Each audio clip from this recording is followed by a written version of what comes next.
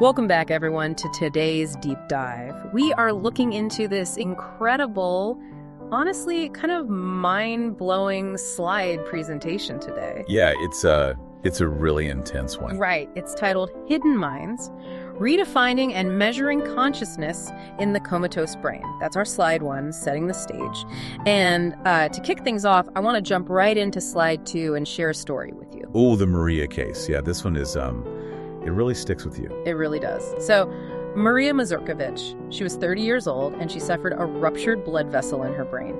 And the doctors are standing over her bed, running all their standard behavioral checks. Right, looking for eye movement, motor reflexes, that sort of thing. Exactly, and nothing. To the naked eye, the lights are completely off. She appears totally comatose, completely vacant. But her inward reality was violently different. Which they only discovered when they hooked her up to an EEG. Right. They hooked her up in Esther to open and close her right hand. Now, her physical hand never moved, but her brain specifically fired the motor signals to do it. She was awake, she was listening, and she was actively trying to comply with the command. Which is just wild to think about. She had what neuroscientists call covert consciousness, and she actually fully recovered within a year. It's an amazing outcome for her, but yeah, it brings up a very dark reality about our medical system. Okay, let's unpack this, because, I mean, how common is this really? Is Maria just some rare medical miracle, or is this a sign of a completely broken system? Unfortunately, it's the latter. We are in the middle of a massive diagnostic crisis. The statistics on this are staggering. Like, how bad are we talking? Well, 15 to 20% of seemingly unresponsive patients actually show inner signs of awareness, and it gets worse. Worse than 1 in 5. Yeah. There is a 40% error rate for patients specifically diagnosed with a vegetative state using those traditional behavioral assessments. Wait, 40%? So up to 40% of people told they're vegetative actually have some level of awareness? That is terrifying. It really is. It means almost half the time, traditional visual and physical bedside checks are completely missing the mark. It's like looking at a house from the street, seeing the windows are dark, and deciding it's completely empty. You're just totally missing that someone is trapped inside, screaming for help in the dark. That's a really good way to put it. We are relying on a broken output mechanism, the physical body, to judge the health of the central processor. Which brings us right to slide 3, the Cartesian plot. If looking at behavior doesn't work, how do we even define consciousness? Right, so we have to stop thinking of consciousness as a simple on-off switch. Slide 3 shows us it's actually a structural balance defined by 2 main dimensions. Okay, so what is the first dimension? The first is arousal, or wakefulness. This is driven by your brainstem. It regulates sleep-wake cycles, breathing, the biological engine idling. And the second dimension is awareness, right? The actual subjective experience of being you. Exactly. And that is driven by the corticothalamic network. It's the web connecting the deeper relay stations to your outer cerebral cortex. So looking at this grid on slide 3, a standard coma makes total sense. You have low arousal and low awareness. Right, both the brainstem and the cortex are suppressed. General anesthesia puts you in that exact same low state. But then you have REM sleep, which is just fascinating. Yeah, REM sleep is the perfect counterexample. Your arousal is super low because your brainstem paralyzes your body so you don't act out your dreams. But your awareness is soaring. You are flying around in a vivid dream world. Exactly. High awareness, low arousal. You don't need a waking body to have a complex, conscious mind. Which perfectly sets up the DOC matrix on slide 4, the spectrum of disconnection. This is where the diagnostic traps really show up. Right, because let's look at vegetative state, or unresponsive wakefulness syndrome, UWS. The arousal is high here. Yes. The brainstem works. Eyes open, they might groan, they have reflexes, but there is zero evidence of awareness. The corticothalamic network is totally dark. So the illusion of presence, but actual absence. But then contrast that with locked-in syndrome, or LIS. That's the absolute inverse.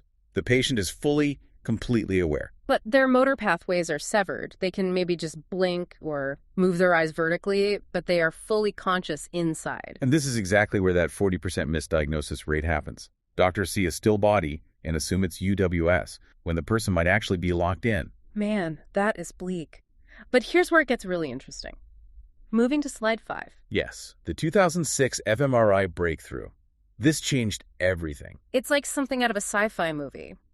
Adrian M. Owen, a neuroscientist, used this concept called thought as action. Right.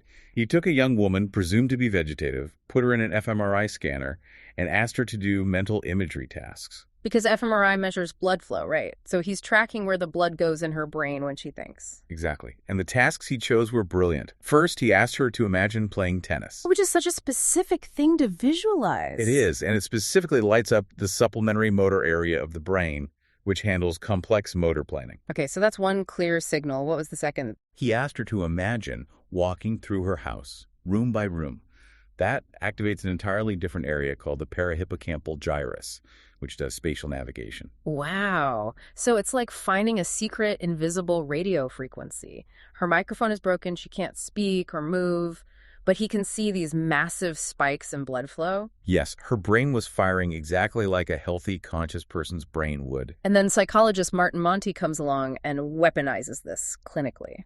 Right. He turned it into a yes-no communication protocol. Imagine tennis for yes. Imagine walking your house for no. It fundamentally changed the definition of responsiveness. It did. But, fMRI is expensive. You can't put every brain-injured patient into a giant magnetic tube for hours to ask them questions. Right. Logistically impossible. Which is why slide 6 introduces us to the modern neuro toolbox. Exactly. A whole suite of advanced neuroimaging technologies to detect these hidden minds. Let's go through these one by one because they are incredible. Slide 7 is tool number 1, PET scans. Positron emission tomography. I know these from oncology, looking for tumors.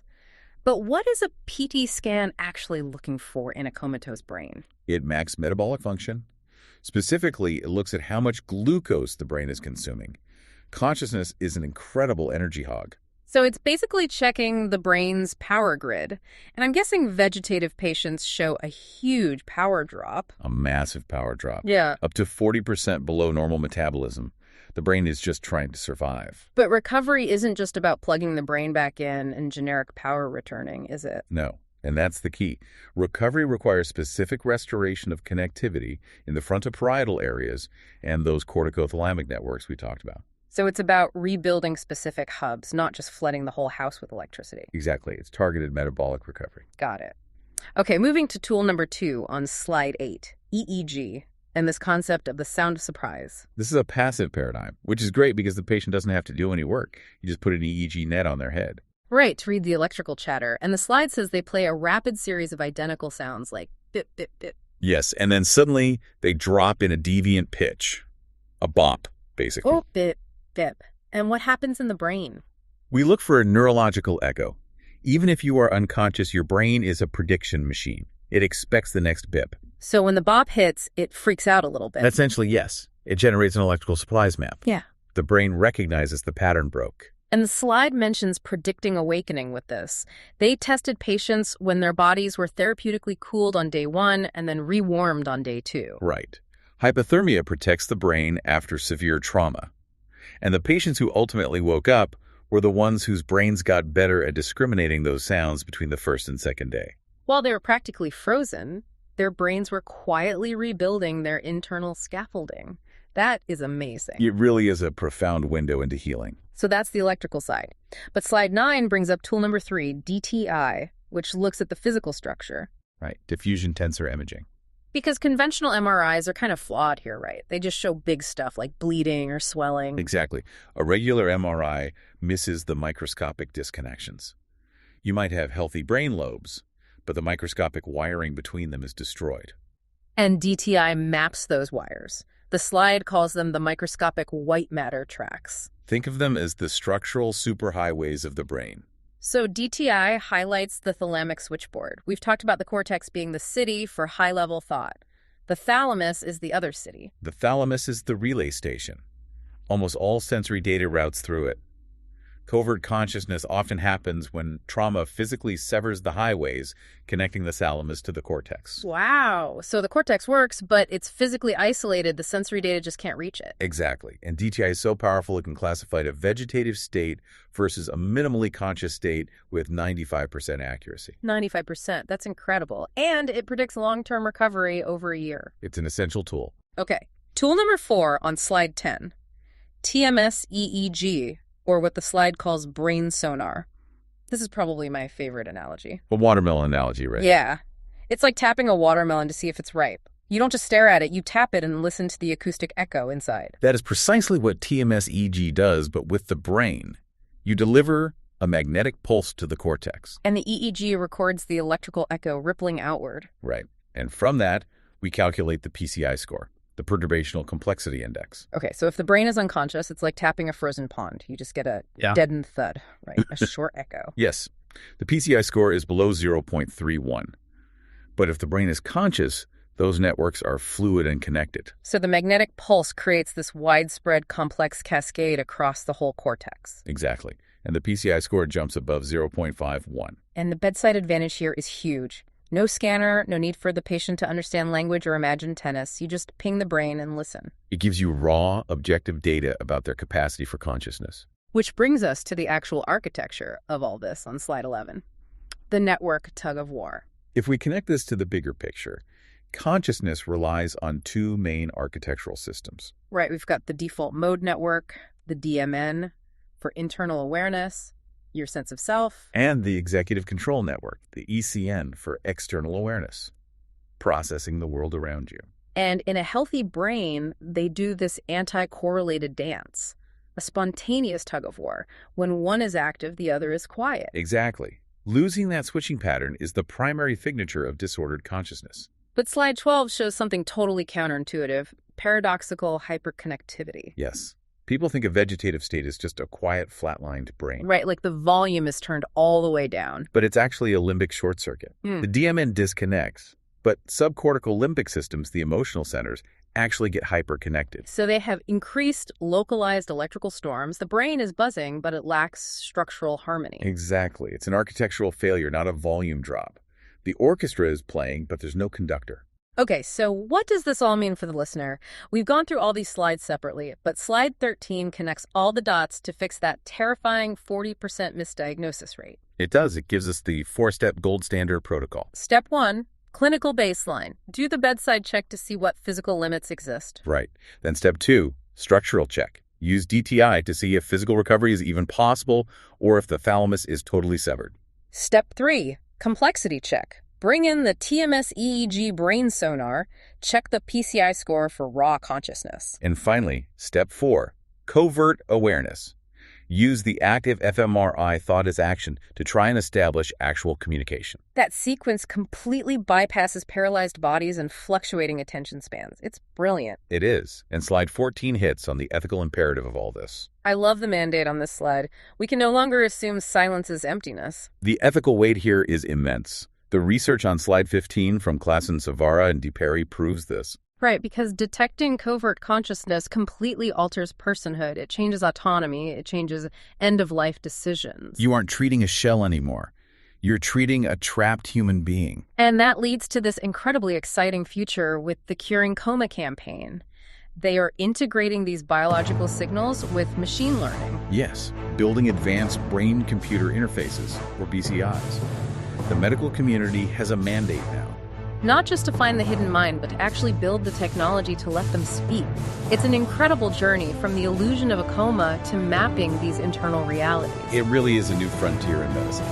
But before we wrap up, I want to leave you, the listener, with a really provocative final thought building on those BCIs. Oh, this is a fascinating angle to consider. Think about a patient who has been locked inside a motionless body for a decade, experiencing only their own internal default mode network with absolutely zero external input. Just 10 years of purely internal existence. Exactly. So what happens to their sense of time, their identity, their reality, when these advanced brain-computer interfaces finally give them a voice? What kind of completely alien, purely internal world will they describe to us? Will their consciousness have evolved in ways that our healthy brains simply cannot comprehend? It's a staggering question to think about. Keep questioning the reality around you, and thank you so much for joining us on this deep dive.